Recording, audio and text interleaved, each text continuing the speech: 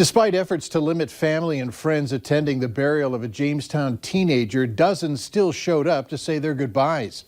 16-year-old Ava Dunnigan passed away last Sunday after being hit by a pickup truck in Jamestown. While they understand the COVID-19 precautions, the family says they just wanted closure for everyone. Valley News Team's crime and safety reporter Bailey Hurley has our exclusive story. It was thanks to last-minute social media posts that dozens of teens gathered at the Highland Cemetery Friday afternoon to say goodbye to their dear friend and classmate, Ava Dunnigan. It made me teary as we pulled up to the cemetery that she touched that many people to where they came anyways. It just makes me wonder how many people would have came had they been able to. After this cancellation was posted in a local newspaper and this email went out to Jamestown High School students, many thought their goodbyes would have to wait. However, the family says they had nothing to do with any of those messages. I just wanted to lay my daughter to rest. I understand with the coronavirus and everything, but we all need closure. Central Valley Health and Jamestown Police deny canceling Dunnigan's funeral, instead saying they only suggested the proceedings should be limited to immediate family. The kid said, we don't care. We don't care if the cops are there, we're coming. And Dunnigan says that's the same attitude her daughter would have had. She was always there for everybody. If somebody who's having a bad day, she was the first person to be the shoulder to lean on. A person who poured out love and positivity to all she met. Aunt Angie England says she hopes others take from Ava's example. She does something to people. She touches their heart in some way. A smile and light, they say they'll make sure Ava's 8-month-old son, Graham, knows and emulates as well. Just hold your kids tight. You just never know. In Jamestown, Bailey Hurley, Valley News Live. A GoFundMe account has been set up for the family to help with Ava's funeral costs. You can find information on that on our VNL News app. New at 10, one person is hospitalized with life-threatening injuries. 3 others are in jail following a fight inside a Hawley, Minnesota home last night. Now 2 people are facing assault charges. Valley News Team's Courtney Lockie has the details. Investigators spent the day trying to unravel the events that took place at 2311 Meadow Lane in Hawley Thursday night. Around 10:30, neighbors called police concerned about a battered man knocking on their doors asking for help. When they got to the house, they found a 50-year-old man outside with minor injuries. He was taken to the hospital and later booked in the Clay County Jail on charges of assault. During the investigation, authorities learned a fight had broken out between the group. They found a Moorhead man with blunt trauma inside the home. He's now in the hospital with life-threatening injuries. When authorities were called, a Bemidji woman and Hawley man left the house. They later returned, and that's when authorities arrested the woman for a DWI as well as her alleged involvement in the assault. They also arrested the Hawley man for violating his probation. In Hawley, Courtney Lockie, Valley News Live. According to authorities, all parties know each other. There's no threat to the public at this time. With our neighbors to the west and to the east having their seek shelter policies in place for the past week, there's growing pressure on North Dakota to do the same. Earlier this week, North Dakota Governor Doug Burgum says he's not considering shutting down North Dakota and reiterated that today.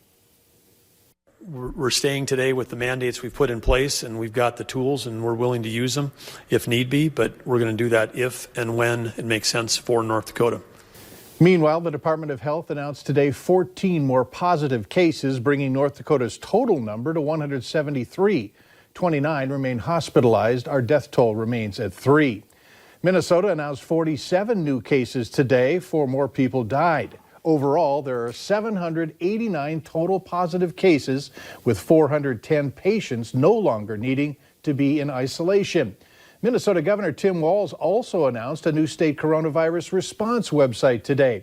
It provides residents with the same data the government is seeing and what resources are available to help residents follow the stay-at-home order. You can check out the website at mn.gov/COVID-19. Minnesota dairy farmers are seeing their own set of challenges with COVID-19. The state losing 300 dairy farms last year. Now COVID-19 is shrinking the market even more. Schools made up about 8% of their sales, and restaurants were big buyers of cheese and other products.